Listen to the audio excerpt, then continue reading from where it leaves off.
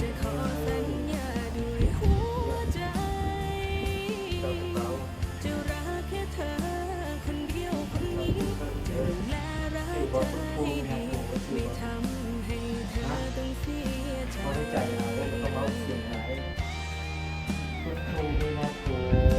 เบาลุกเดี๋ยวว่าจะอะไร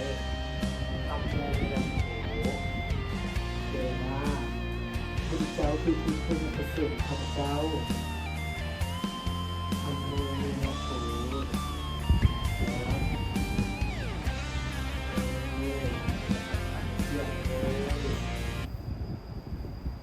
คนเราต้องตายละสังขารเบิดบ่ไหวกับภาษากับบ่ไหว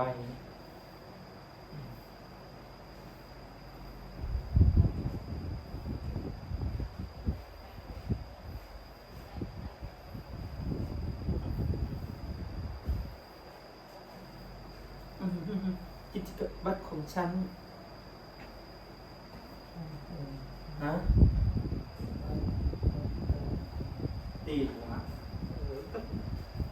มันเป็นสิ่งมัน